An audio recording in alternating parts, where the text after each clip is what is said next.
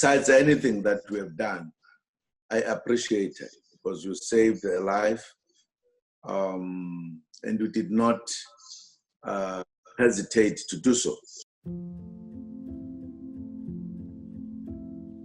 No, thank you very much for that very moving story, to which I was involved, because I initiated the trip that he went, and he came back, and he was very thankful for the services that you gave, but also what we did.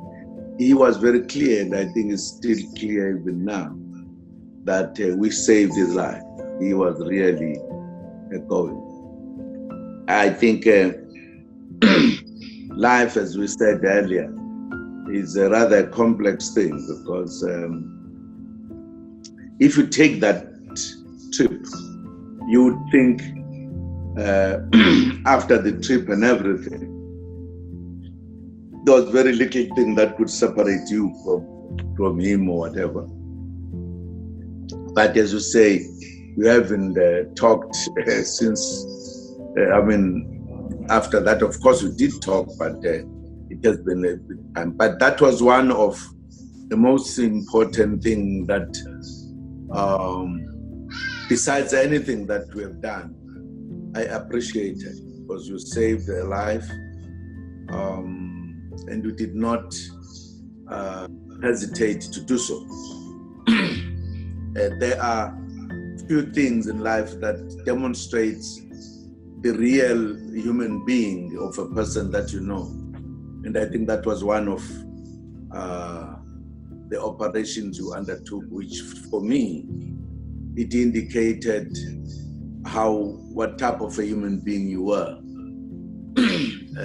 And I think he would also be grateful for a long time, I think, no matter what else might have come in between. So it is a moving story, a story that one day, just besides talking about it, one day should be put on record so that people should know. Those who always say, what is this guy doing, etc. They don't know behind what goes on. As well as your partners at the time, who also were part of the help insofar as flying and going there. But they have been what you call a Gupta plane, as it's called, and a Gupta helicopter. A Gupta plane, as they call it, and a Gupta plane and a Gupta helicopter, as they call it. Exactly. That's very true. But thank you very much for that. I think it is quite important. I think we could leave it there for now. Sure. But it is a moving story indeed, for you to have done what you did under different circumstances. Really very risky issue, but we did it. And I was saying, yeah, this young man does have my heart, because I always want to help, and that help was saving life, and indeed it saved life, because otherwise he was gone. He said so himself when he came back, and I think he was telling people how much we saved his life. But he's still there. We are also still there. So life moves, so to speak. So, but thank you very much for that. Yeah, and if I ever had to do it again exactly that way, regardless of how things would have turned out, I'll definitely do so with pleasure. You know, because a lot of people after Nasrec were like, why did you save this guy? Look what he did, because that's part of the conspiracy of Nasrec and how it turned out. You know, his good name pops up, and I say, you know what, that's my engagement and my relationship that I had with the current deputy president was not based or forged on politics. I believe it was on a personal liking that at least I had for him, and that's just what it is. So wherever he is, whatever he's doing, you know, I hope you're doing well. I always call to check up on him, and you know, he must keep doing what he needs to do. You know, this is life. That's fine. And we love him regardless of how things turn out. Talking about people saying, "Why did you save this man?" I don't know how many we have confronted after to say, "Why did you save this man?" I said, "This was a comrade. This is a comrade who was saving. That's all." No, he was saving. Yeah, absolutely. I mean, I did not know who poisoned him, why. So here was a comrade going to die. So I thought we should, and I think it's correct, and I'm happy. I'm happy to say, even if that could be repeated, it would still save the life. Most definitely, the same life, even now. There's no doubt about it. Even now. No doubt about it. Yeah. December 2017 was a very interesting period in political history. So my next question is a highly contentious question. I don't think you've commented much on it, but December 2017 was a very interesting period in political history. There was obviously a conference that went down. It was an ANC elective conference. And there were some interesting dynamics that were being spoken about in the public domain. I say public domain, so you know, people mustn't think that we are in the background speaking about stuff that is being hatched up, cooked up. It was in the public domain, the lead up to the elective conference and the election by the party of its leadership. There were some interesting talking points, but I'm gonna leave it to you. What is your take on what happened at Nasrec? Well, Nasrec, Nasrec was an important year for the ANC.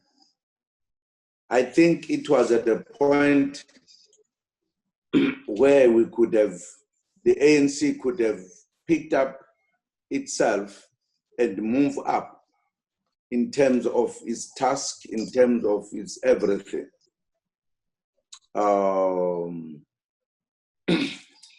But also, if that failed, it meant that Nasrec could make the ANC go down. And this is simply because, much as we are all cadres of the ANC, but we know one another very well. Yes. That if this particular cadre was to be in the leadership, what will happen, and as well as the other. As it happened, unexpected happened there, because I think there was a very clear direction that the membership was taking.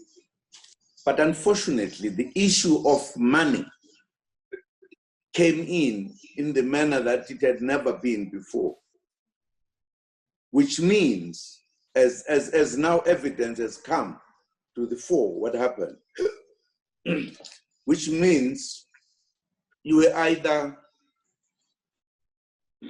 going to move with the ANC and see what happens, or you were beginning to make the ANC to be a kind of a money organization.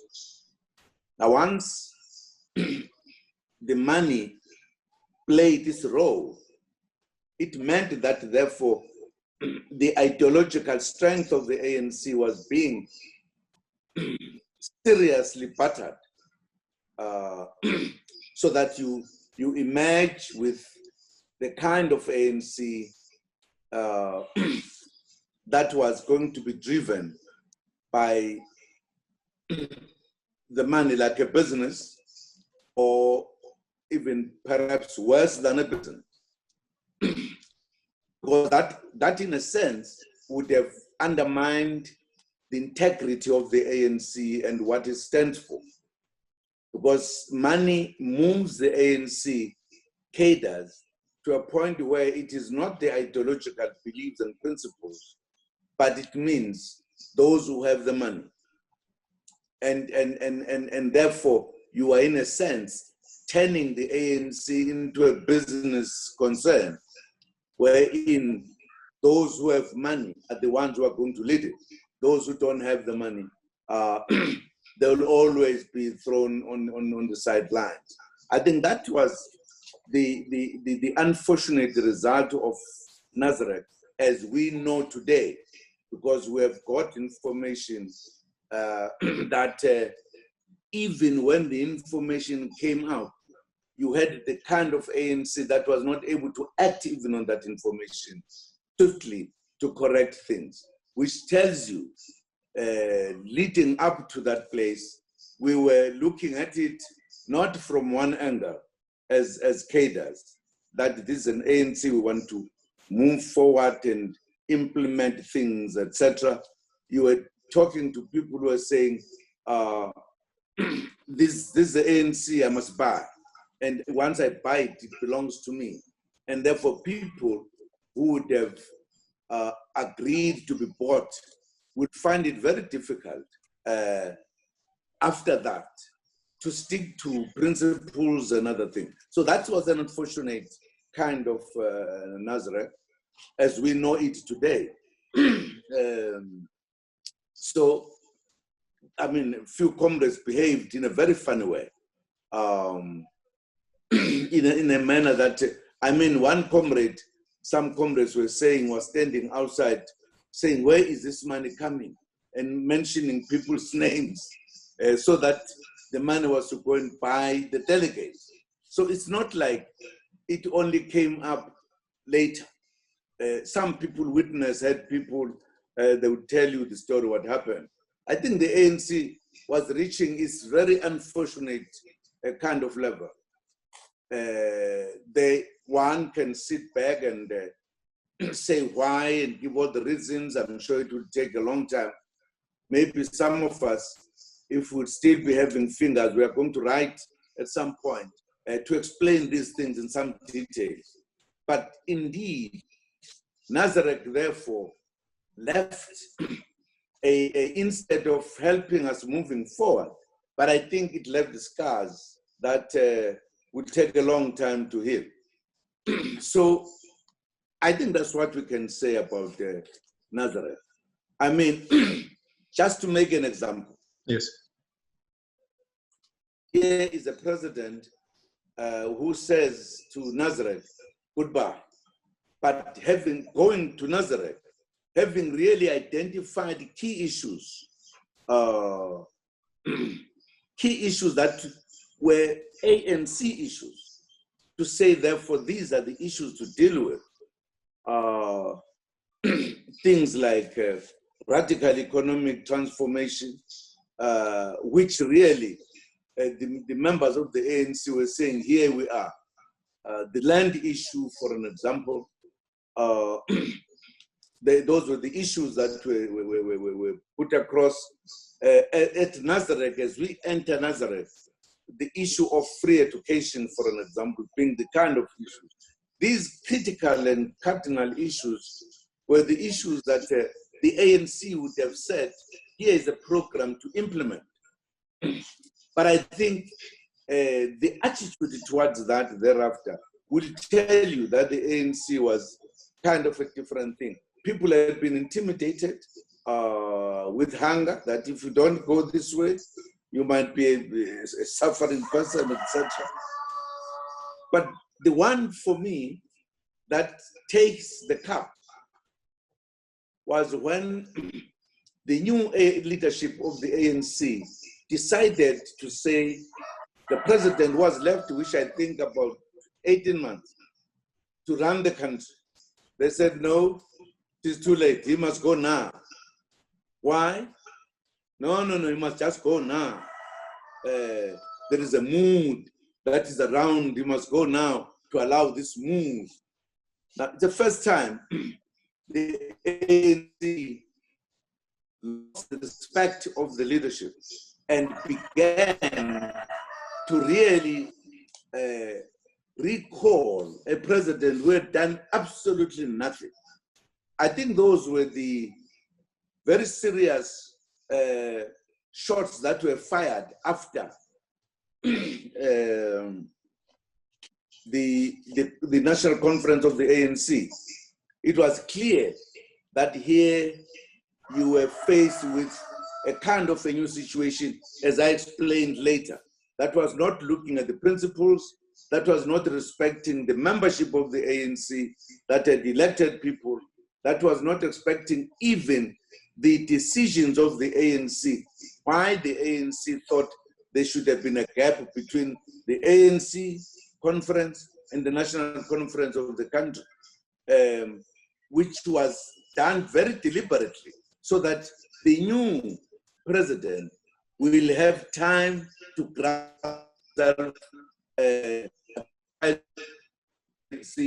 and prepare for the elections. So all of that went. So that is what, in brief, I can say with regard to Nasrec.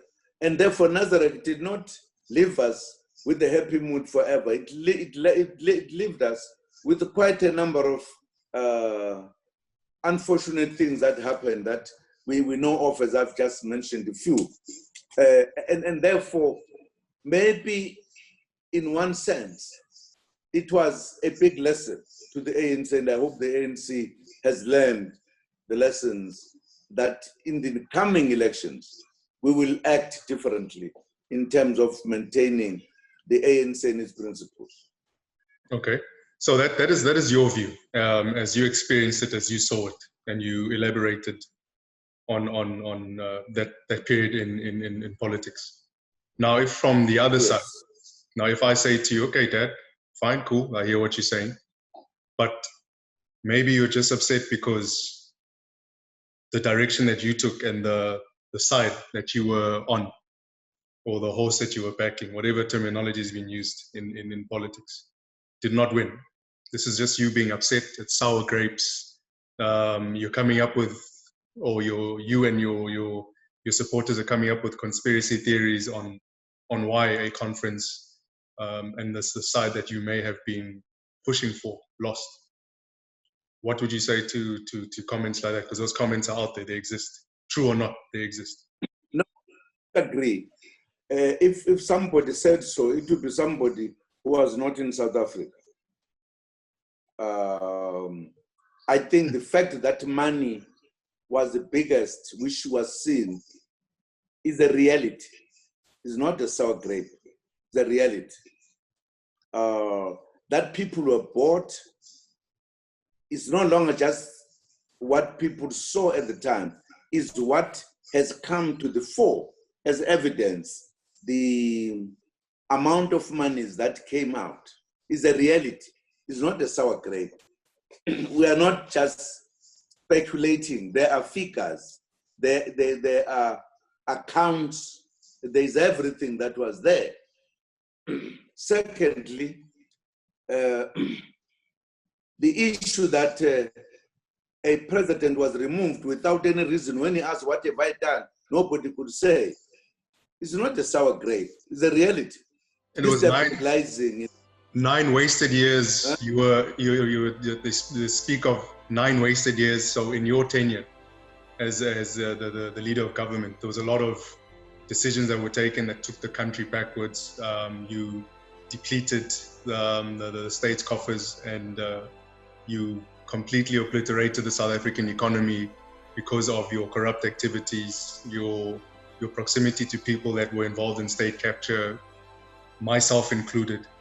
These are the statements and then the clips, the news that goes around, the conspiracy theories from the other side that go around, because it's obviously not true from where I'm sitting. There's a certain way that the world deals with things which we can't be expected to deal with exactly how they do. I'd just like to touch upon a few points, my view and my observation on what is going on. We all have our views. As you're saying, when you look back at it, it's easier to make comment than before. But there's certain points that I stand by, even up till now. And you'd said that closing the borders is an important thing. So air travel and the actual physical borders on the ground, that is a given to stem the problem on the periphery from any of the carriers coming through, local or foreign. I think where I differ in view with some people is that there's a certain way that the world deals with things which we can't be expected to deal with exactly how they do. So I feel like a lot of the solutions we bring to the fore is firstly reactionary, and secondly is a pure copy and paste, cut and paste. So when you look at how we've attempted in sorting out our problems in South Africa, and some of the attempts have been great attempts, don't get me wrong. I'm not trying to bash anyone and any of the solutions put on the fore, but this is the way I see and I feel about the situation.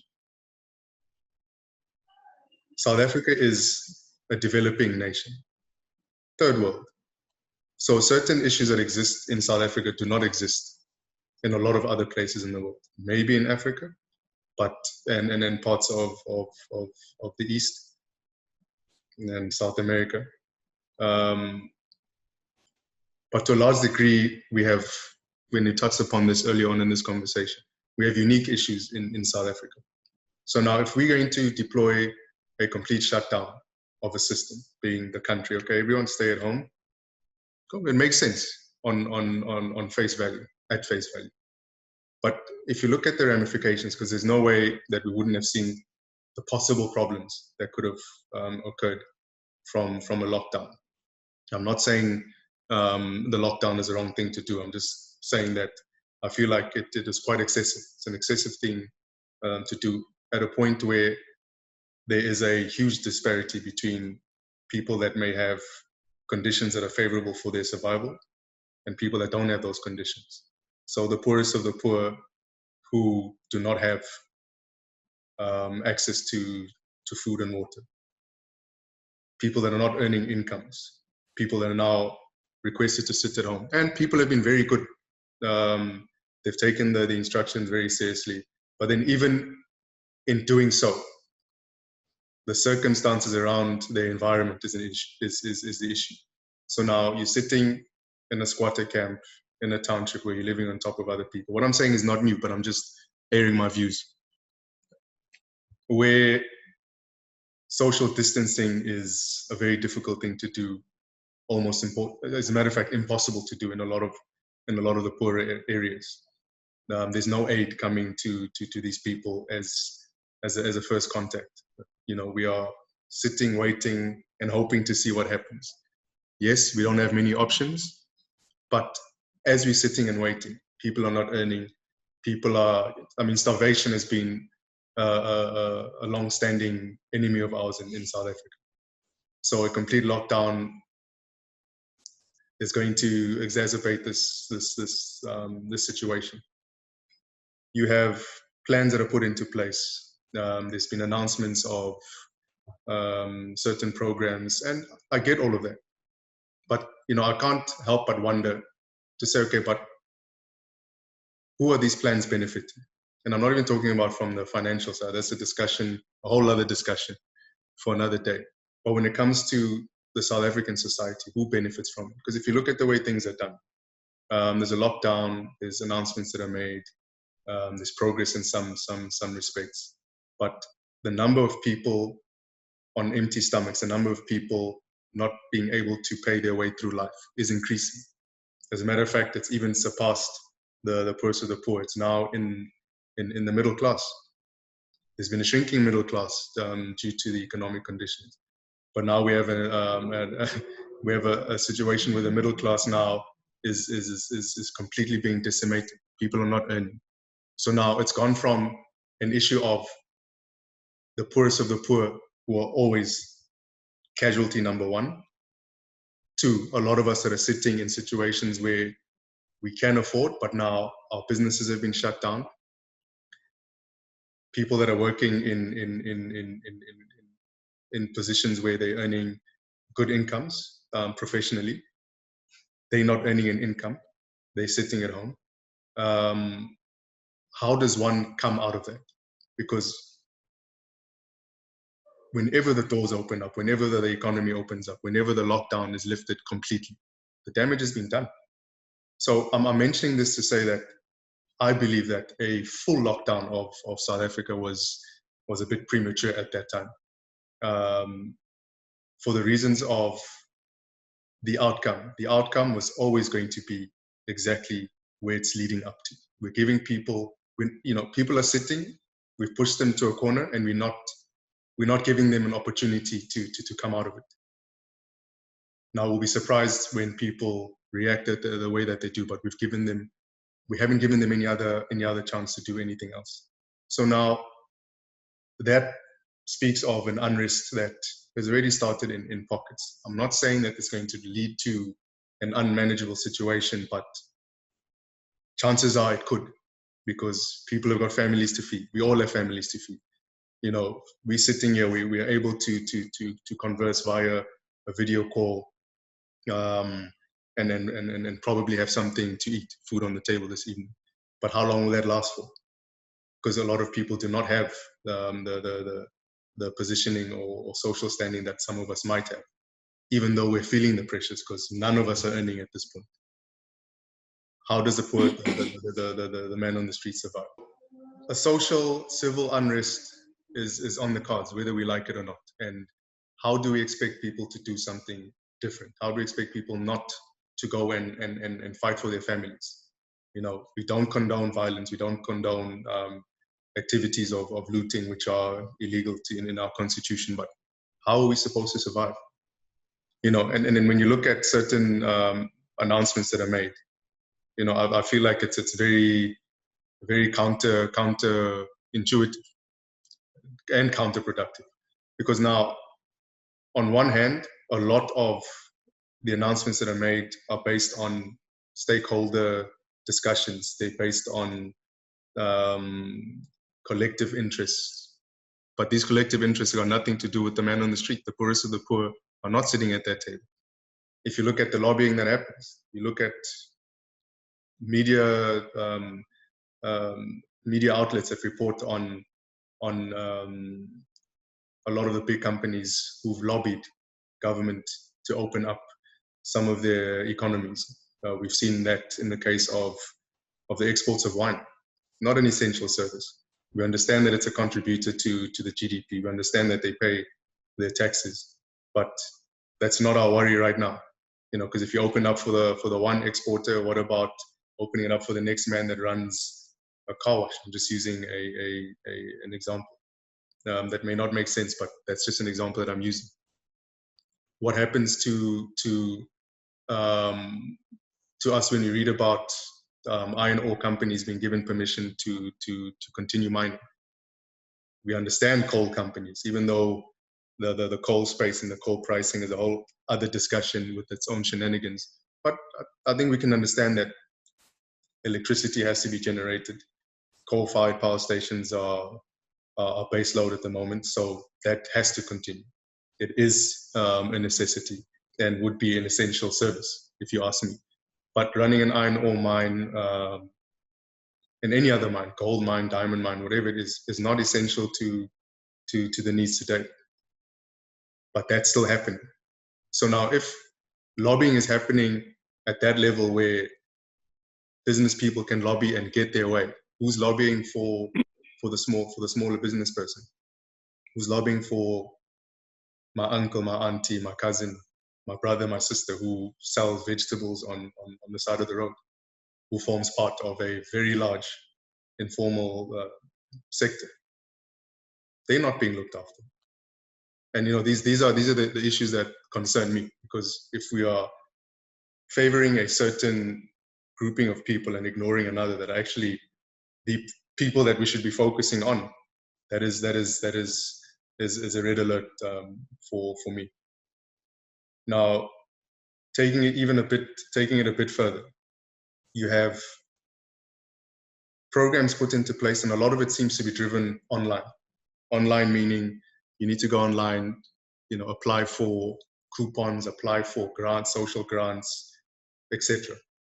Now, most people that need to benefit from that, A, do not have data. They don't have access to data, so to physically buy that data, especially at this point. And then B, they don't have smart devices, whether it be a smartphone, it be a laptop, an iPad, a computer. These people don't have access to that sort of thing. So how do we expect them to benefit from a program that's put into place that exists in thin air? The desired outcome, we understand what the desired outcome is, and we respect that. But people are not going to reach those levels of benefit because they cannot access it. We're supposed to be promoting access, and we're not. We know things such as the military being deployed. Now, I don't understand how it works, so I'm speaking purely from the outside. But we read about these things, and we believe we have some level of understanding. So I'm not coming from a specialist perspective. This is just my view. Military is the last line of defense. They've been deployed on the streets. And it's not all streets, it's certain streets, to police people that could possibly be disrupted. I mean, it's clear to see in the areas that they've been deployed. Now you have this sort of excessive deployment that has created a mistrust between the communities and the law enforcement, not just the military, but the South African police and Metro Police in some cases, where you have communities saying, but hold on one second, why are these guys here and why are they treating us like this? Where we should be promoting a working relation between the communities and the law enforcement personnel. Now, there've been further deployments, and that messaging as well is a very touch and go messaging for people that are on the ground. Now you're deploying what should be. Yes, those are it's been termed what's it called? National what's the term that is national disaster? National state of disaster, emergency, whatever the term is. It's a national disaster. Yeah, national disaster, national state of disaster. I'm not sure what the term is. But now, isn't the military supposed to be the last line of defense in a lot of cases? Now we're putting them on the ground, and we have them really, I mean, they're intimidating the society as it stands. So now then you have the military, you have certain pockets of looting. It's not even protesting, because people are just trying to get their hands on food. And we don't condone the looting of liquor stores, because that's not a basic need. But there's been those cases as well. Surely, if that persists, it's going to lead to a point where the two clash, and now we have them on the streets, and the situation is worsening. So I'm mentioning this just to say, I think we need to, like you said, we need to learn from this situation. We trust that it's under control. We trust that we're going to come out of it. But as things look, it's looking very, very bleak, and we need to really ramp up. If it were me, I would not have locked down in the sense of locking down. I would have done it partially in the places that matter, the points and ports of entry and exit. Ramp up the budgets, just ramp up the screening and testing, get everyone to continue practicing the preventative measures, social distancing, hand sanitizing, washing their hands, and all that sort of thing. And let everyone carry on with their lives, wear face masks, and continue. yes, limit the numbers of people that go to the workplace, limit the numbers of people that go to that travel on public transport, whatever it is. But you cannot stop it completely. Which links me back to my first point. You are stopping this completely. You're creating a whole new dynamic where everyone is going to be struggling, everyone is going to be suffering. People are not able to run their businesses. Businesses are shutting down every day. Some businesses are not going to reopen after this whole pandemic outcome. Some people are not going to be employed. Employment, some people are coming back to work, some are not coming back to work. What are we going to do then? So, you know, the phased approach as we're doing it now, I think should have been done in the beginning, but in the inverse manner. So to start it off slowly so people can be socialized to the idea. Because in South Africa, we have a majority that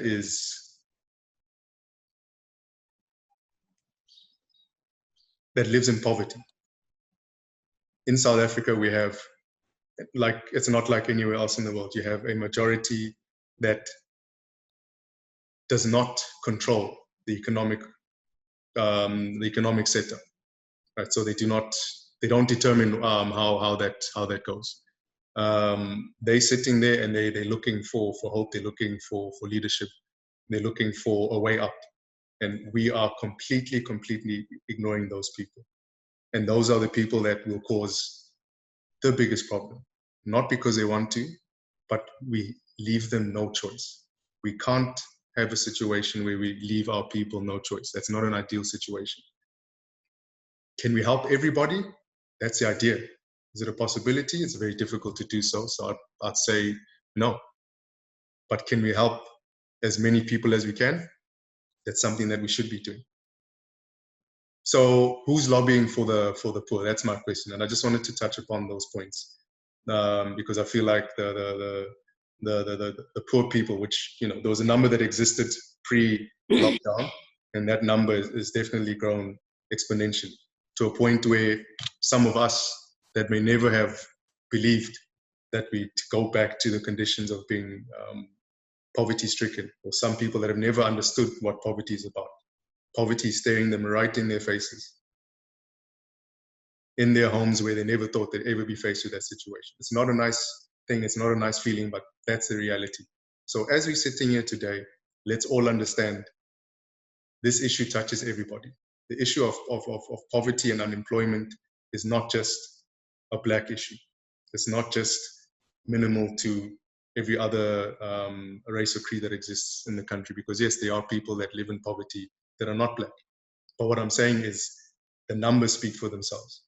So now we're all being absorbed into this situation where we're all looking at each other like, yo, we've got a problem. But like you said, I think it's something that we're going to learn from. Discipline you spoke about is something that we need to be very, very vigilant of right now. We need to try and remain as disciplined as possible. It is very difficult to do so. And I mean, just yourself, there's different industries that exist. Hospitality industry, dead. You know, a lot of casual workers have formed part of that industry. Not able to support themselves, let alone their families. Entertainment industry, you know what that story is. Your own daughter, Gugu, she's got a TV show, Uzalo. I mean, that's facing a difficulty. That's one of many TV programs, shows that run on television. You know, we forget about let's not forget about the DJs and the music artists, because this is going to persist for a while. This lockdown, we're only going to see the light possibly towards the end of this year or beginning of next year, hopefully. For that time, how do we expect people to sit at home and say, okay, I used to earn decently, if not well, in a particular industry, and now I'm asked to sit at home? And honestly speaking, there's no amount of help that can resolve it. That's just, you know, a view of mine. I'm going to touch on my last few points. The one being how the aid or relief is being put forward. Now, in my view, in my understanding, if you're going to be part of a solution, and that is providing aid, globally is just the way it works, then you need to provide that relief. And it needs to be in the form of, because aid is a donation. It's about giving. The way that we're seeing things happen, this aid seems to be based on a loan structure. You've got people that are being offered loans at this point, as opposed to, guys, we're going to help you. This is what we have, and this is what we can help you with for free. Will it reach everybody? Of course not. There's only so much that can go around, but help the people that you can. Because there's donations that are the donations that have been put forward. And then as it goes on in the explanations and you read about it, you actually realize, no, it's actually not donations. So if you've got big money to hand it out and say, look, I'm parting with this. Once it's out of my hands, it benefits these people. And you can control where it needs to go. That's not an issue. But if you're going to create a loan structure via a company, via a fund, it just all looks suspicious. And then as it goes on in the explanations and you read about it, you actually realize, no, it's actually not donations. So if you've got big money to hand it out and say, look, I'm parting with this. Once it's out of my hands, it benefits these people. And you can control where it needs to go. That's not an issue. But if you're going to create a loan structure via a company, via a fund, it just all looks suspicious and it looks untidy. And how do we expect, to trust the situation when we're looking and saying, hey, these people are trying to put us in an interesting situation. So when it comes to the aid, it needs to be in the form of a donation as opposed to a loan structure of sorts, because that's how it's coming across. You've got people that are sitting that own businesses. They're not able to pay the rentals as tenants. You've got people that are sitting at home who are paying rentals, who are paying off home loans, car loans, vehicle loans. How are those people, how does relief come to those people? Because you can't expect them to be sitting at home on one hand, and then on the other hand, the payments still have to go through. I think that's something we needed to have taken a bit more seriously, because the people really need help at this point. And help is not going to come in the form of doing fancy stuff. It's going to come in the form of keeping it very simple. You've got a military on the ground. Get food parcels to them. Let them distribute it to avoid issues of people pulling it and benefiting and profiting off. If we're trying to get a hold of more food, we've got companies out there that I'm sure would love to help in this time. I mean, they've made wonderful profits over the years. Some of them have been found guilty of price fixing and collusion. Maybe right now they'd like to showcase that they actually clean companies and mean well for the communities. So companies that are in the bread business, the flour business, the maize mealie meal business, the sugar business, whichever companies, to say, look, at this point we understand there's an issue. We'll produce. We'll keep our stuff running. So you have these situations where the benefit is not reaching everybody, and the benefit needs to reach everybody. So, like I was saying, you get those companies that have been found wanting by the Competition Commission.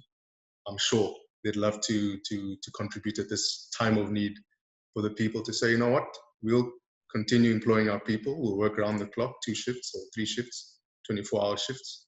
We'll produce whatever we need to produce, flour, mealie meal, bread, whatever it is, and get the army personnel to pick up these food items and distribute it to the very same communities that they are policing.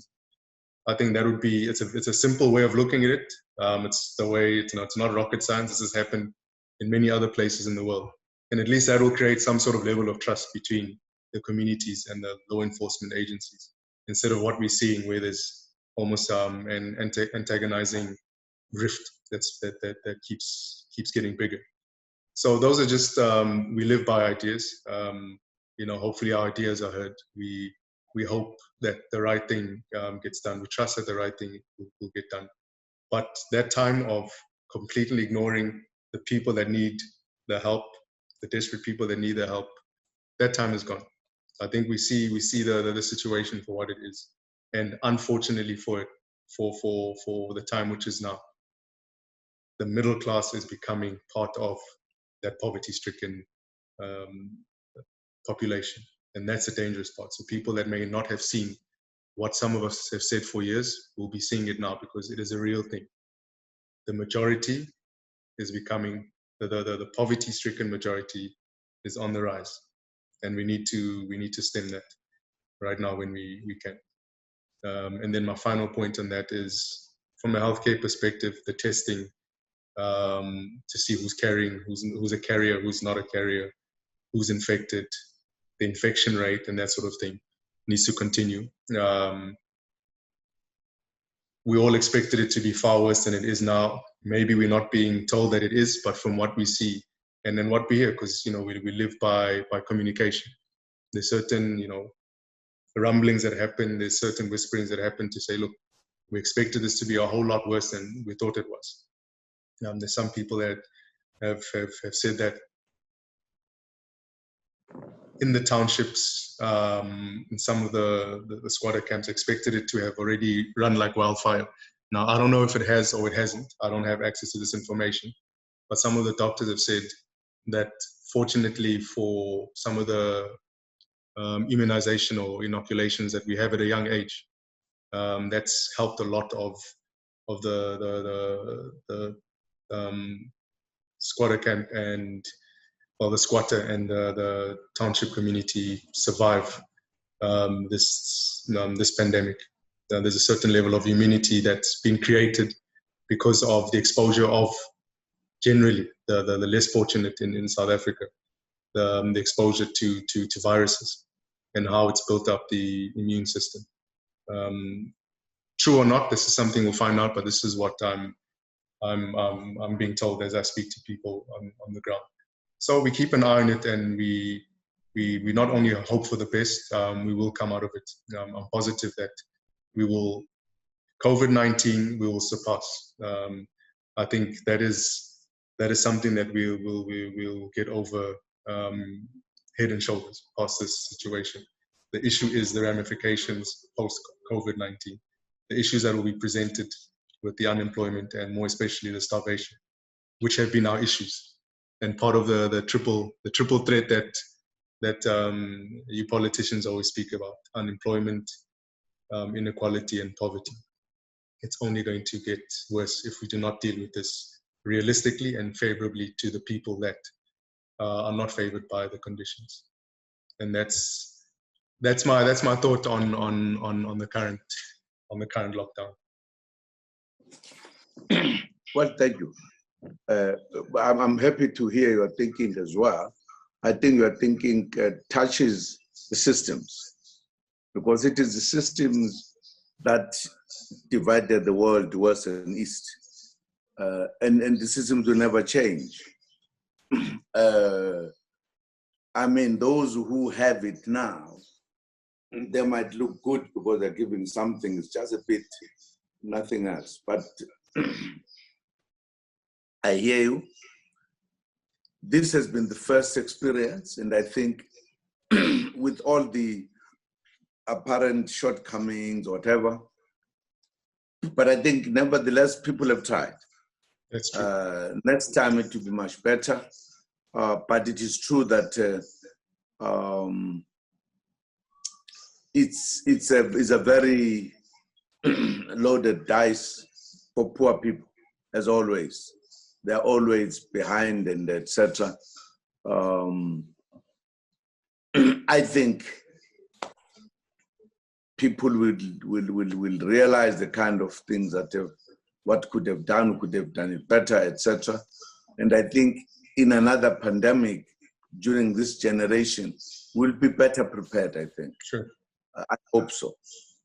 But it's important for people to make observations and make because the critical point is, why do we still have people who live in the squatter camps? I made the point, as we were discussing earlier, that only one country so far that come from the developing world, China, has had a very direct impact to squatter camps and poor people, etc. Because the system they're using, the discipline they have, the care they have about the people is not just lip service, it is real. But those are issues for another time we could talk about.